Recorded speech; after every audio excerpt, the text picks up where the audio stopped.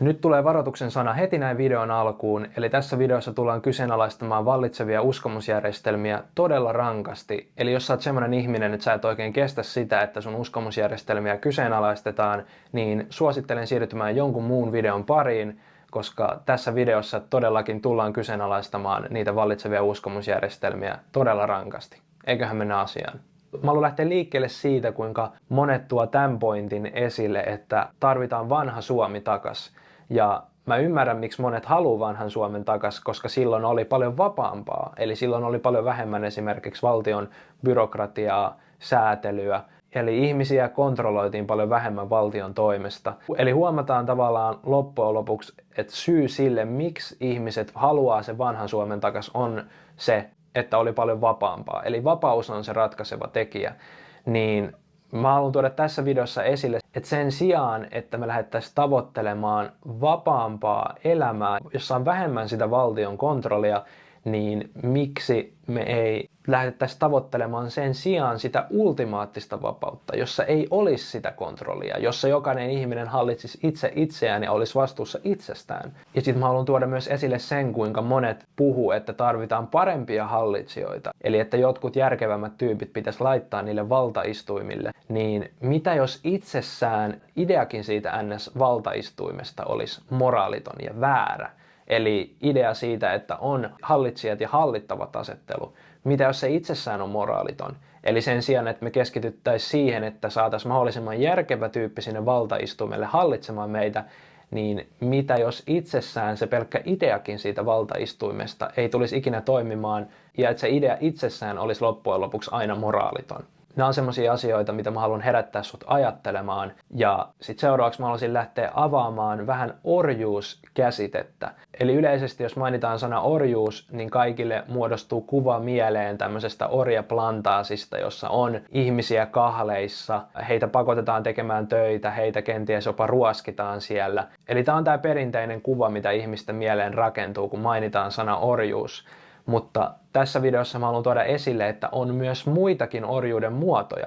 Eli jos tutkitaan vaikka orjuuskäsitettä itsessään, niin Wikipediakin sanoo, että orjuus on vaan pakonomaista vapaan tahdon riistoa, johon aina liittyy tavalla tai toisella väkivalta tai väkivallan uhka. Eli orjuus itsessään ei ole aina pelkästään sitä, että me oltaisiin jossain plantaasilla ja meidän kädet olisi kahlittuna ja meitä ruoskittaisiin siellä, meidät pakotettaisiin tekemään töitä. Eli orjuus ei ole pelkästään itsessään sitä, vaan sillä on myös muita erilaisia muotoja. On tämä niin kutsuttu näkyvä orjuuden muoto, kuten myös näkymätön orjuuden muoto. Eli jos sä oot jossain pellolla kahlittuna ja sua ruoskitaan, niin se on se näkyvä orjuuden muoto, mutta sitten on myös se piilotettu orjuuden muoto, jota on vaikea havaita omilla silmillä.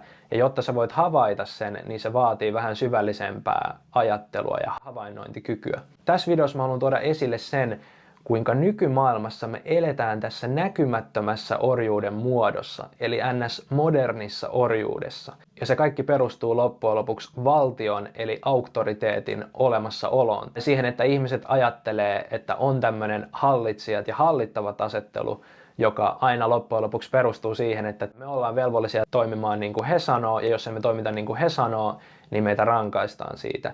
Eli nyt mä haluan seuraavaksi lähteä analysoimaan yleisimpiä argumentteja, jolla ihmiset yrittää oikeuttaa tätä modernia orjuutta, eli valtion olemassaoloa. Eli lähdetään liikkeelle verotuksesta. Eli verotukseen liittyy vahvasti tämmöinen ends justify the means -ajattelu, jossa sen oikeudenmukaisuutta perustellaan sillä, että tavoite tai päämäärä on hyvä. Eli esimerkiksi, että verotus on hyväksyttävää, koska ne resurssit, mitä otetaan ihmisiltä käyttäen väkivallan uhkaa, eli jos et sä maksa meille, niin sut laitetaan sinne vankilaan, niin tämän oikeudenmukaisuutta perustellaan sillä, että ne rahat menee hyvään tarkoitukseen, ne menee yhteisen hyvän ylläpitämiseen. Eli vähän niin kuin, että jos sulla on hyvä tarkoitus, niin sen perusteella on hyväksyttävää tehdä moraalittomia asioita. Mietitään sitä, että jos me yksilöinä kohdistettaisiin verotusta toisiimme, niin silloin kaikki ymmärtäisi sen toiminnan ilmiselvän vääryyden, koska se on vapaan tahdon riisto ja siihen liittyy se väkivallan uhka ja väkivallan käyttö, mutta sitten tulee tämä ajatus, että ne resurssit menee yhteiseen hyvään, niin sen perusteella se toiminta on ok. Mutta sitten taas, jos mietitään tämmöistä skenaariota, että valtio on loppujen lopuksi itsessään ryhmä ihmisiä, eli ryhmä poliitikkoja, Ja sitten sanotaan, että kyseessä olisi joku toinen vaihtoehtoinen ryhmä, vaikka minä ja mun kaveriporukka. Ja sitten sanotaan, että meillä on joku tosi hyvä keräyskohde, mihin me kerätään rahaa. Eli vaikka 100% ihmisistä hyväksyisi sen, että se menee hyvään tarkoitukseen. Sanotaan vaikka nuorten mielenterveyden rahoittamiseen. Sitten sanotaan, että me ruvetaan koputtelemaan ihmisten oviin ja pyytämään heitä rahoittamaan nuorten mielenterveyden edistämistä. Ja sitten jos nämä yksilöt kieltäytyy rahoittamasta meidän toimintaa, eli kieltää antamasta resursseja nuorten mielenterveyden edistämiseen, niin heitä rankaistaan ja siihen liittyy tämä väkivalta, eli väkivallan uhka, mihin verotus perustuu. Tässäkin tilanteessa, jos minä ja mun kaveriporukka alettaisiin harjoittamaan tällaista toimintaa, jossa meidän päämäärä tai tavoite on hyvä, mikä on nuorten mielenterveyden edistäminen, niin silti ihmiset kokisivat, että se on väärin ja ymmärtäisi ja näkisi siinä sen vääryyden. Eli tästä tullaan taas siihen, että vaikka meillä olisi hyvä tarkoitusperä tai tavoite, johon me kerätään rahaa, niin silti ihmiset ymmärtää, että se on väärin, koska siinä rikotaan vapaata tahtoa ja siinä käytetään väkivallan uhkaa. Eli tässä menee tältä argumentilta pohja, että yhteisen hyvän puolesta voi tehdä vääriä moraalittomia tekoja, mitä esimerkiksi tulee verotukseen. Eli verotusta oikeutetaan sillä, että päämäärä ja tavoite on hyvä, joten siksi on ok riistää ihmisiltä rahaa, käyttää väkivallan uhkaa. Mutta sitten jos minä ja mun kaveriporukka vaihtoehtoisena porukkana toteutettaisiin tätä samaa toimintaa, jossa meidän päämäärä eli se keräyskohde on hyvä, niin silti ihmiset näkisivät siinä sen vääryyden, koska me rikotaan vapaata tahtoa ja me uhataan väkivallalla. Niin huomataan, että tämä ends justify the means -ajattelu on täysin järjetöntä. Ja sitten seuraavaksi mä haluan tuoda tämän argumentin, että me tavalliset ihmiset ollaan uhka toisillemme, joten siksi maailma ei voisi toimia ilman valtiota. Eli ilman valtiota me elettäisiin kaauksessa. Niin tässä mä haluan tuoda tämän esille, kuinka ihmiset sitten vaihtoehtoisesti haluaa ratkaisuna sen, että ne kaikista sairaimmat ja mielenvikaisimmat yksilöt laitetaan sinne valta-asemaan päättämään meidän asioista. Eli mietitään vaikka hyvä esimerkki tämä verotus. Jos mä toteuttaisin yksilönä tätä verotustoimintaa, niin kaikki ajattelisivat, että mä oon käytännössä moraaliton ryöstäjä. Ja sitten hallinto on vaan muuttanut sen ryöstökäsitteen verotukseksi, eli he pelaa tämmöistä ikään kuin sanaleikkiä, jolla yritetään saada muodostettua kuva ihmisten mieliin, että se verotus muka ei todellisuudessa olisi sitä itse ryöstämistä, vaan että se olisi jotain muuta toimintaa. Eli huomataan, kuinka hallinto pelaa tämmöistä sanaleikkiä muuttamalla käsitteitä, mutta sitten kuitenkin, jos sä tutkit niitä syvällisemmin ja mietit asiaa syvällisemmin, niin sä huomaat, että se on loppujen lopuksi ihan sama asia kuin joku ryöstäisi jonkun. Eli sanotaan, että meidän seurassa on niitä epävakaita yksilöitä, ne saattaa ryöstää muita ihmisiä, niin onko ratkaisu sit se, että me laitetaan nämä kaikista epävakaimmat yksilöt sinne valtaistuimelle, eli mietitään kaikkia päättäjiä, heidän resurssit tulee siitä itse verotuksesta, eli siitä, että pakotetaan ihmiset rahoittamaan heidän toimintaa, jos ei he rahoita heidän toimintaa, niin heitä rankaistaan, ja sitten muutenkin, jos sä menet päättäjän asemaan, niin sä ajattelet, että muilla on moraalinen velvollisuus totella sun käskyjä, jos ei ne tottele sun käskyjä, niin niitä rankaistaan käyttäen väkivaltaa. Eli meidän keskuudessa tämmöiset päättäjien kaltaiset yksilöt luokiteltaisiin rikollisiksi, eli jos me tehtäisiin sitä samaa toimintaa, mitä he tekevät nyt, kun he on siellä valta-asemassa, niin kaikki näkisivät, että ne yksilöt on rikollisia, niin onko se ratkaisu sitten laittaa nämä kaikista epävakaimmat yksilöt sinne valta-asemaan? Eli mun mielestä toikin on ihan täysin järjetön ratkaisu, ja se on oikeastaan tyhmintä, mitä me voidaan ikinä tehdä. Eli perustellaan valtion oikeutusta sillä, että meidän keskuudessa on sairaita yksilöitä, no sitten ratkaisu on se, että laitetaan ne kaikista sairaimmat yksilöt sinne valta-asemaan. Jep. Sitten seuraavaksi tämä argumentti, että miten yleisten asioiden hoitaminen onnistuisi. Esimerkiksi miten me saadaan rakennettua teitä ilman valtiota. Niin tässäkin on hyvä ymmärtää se, että ne ihmiset, ketkä rakentaa ne tiet, ne on ihan tavallisia perusduunareita. Valtio vaan tarjoaa heille resurssit, eli rahoituksen siihen teidän rakentamiseen. Ja sitten olisi hyvä ymmärtää se, kuinka valtio ei todellisuudessa varsinaisesti luo mitään resursseja, vaan kaikki nämä resurssit, mitä laitetaan esimerkiksi teidän rakentamiseen ja terveydenhuoltoon, on otettu muilta ihmisiltä käyttäen väkivallan uhkaa. Eli siihen liittyy tämä argumentti, että me tavalliset ihmiset ollaan liian tyhmiä ja että me ei ymmärretä ja että me ei osata organisoitua, me ei osata investoida oikeisiin asioihin, me ei osata rahoittaa oikeita asioita, joten me tarvitaan se viisas valtio tekemään sen kaiken meidän puolesta.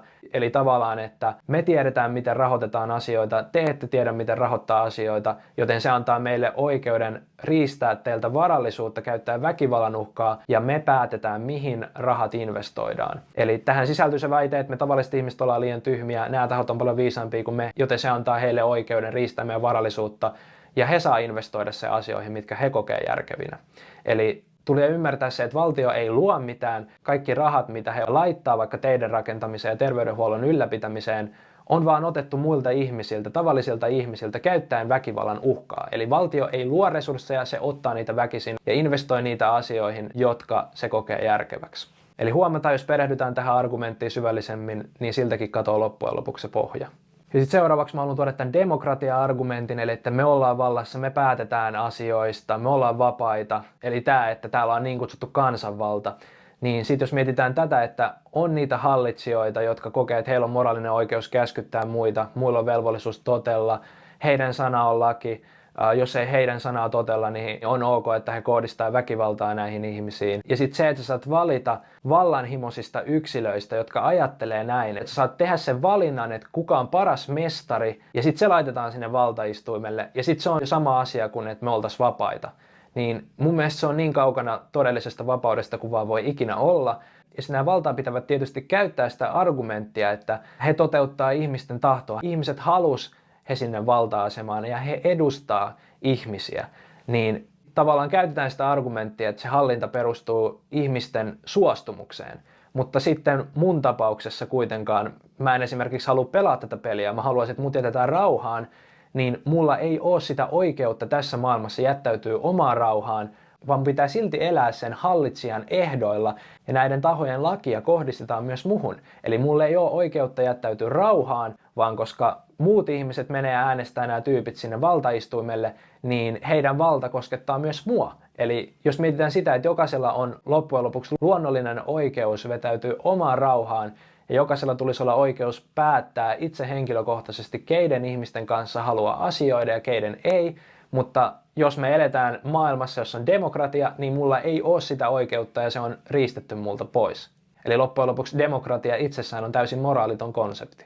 Ja sitten seuraava argumentti on tämä, kuinka ilman valtiota muodostuisi vain jotain kartelleja ja rikollisjoukkoja ja ne ottaisi sitten vallan tässä yhteiskunnassa. Eli tämä ajatus, että me vajouduttaisiin vaan pahempaan maailmaan, jossa nämä kartellit ottaisi vallan. Mä haluan tuoda esille, miten kartellit muodostuu. Eli kartellit tarvitsee aina loppujen lopuksi rahoituksen, jotta heidän toimintaa voidaan ylläpitää.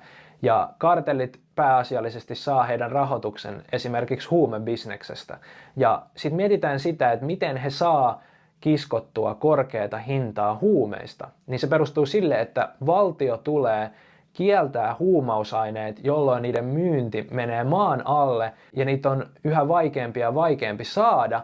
Eli koska huumeita on todella vaikea saada, kun valtio kieltää ne, niin silloin ne myyjät pystyy myös pyytämään niistä korkeampaa hintaa, jolloin siitä bisneksestä jää niille henkilökohtaisesti paljon enemmän voittoa, eli tuottoa käteen.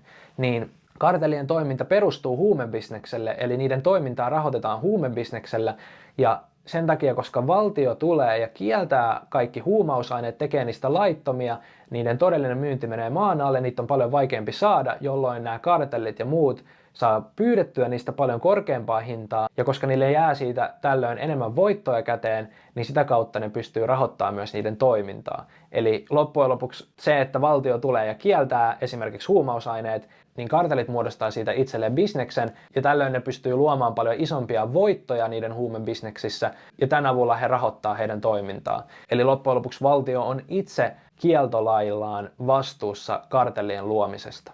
Eli tässä oli ehkä 5 yleisintä argumenttia valtiovallan oikeutuksen puolesta.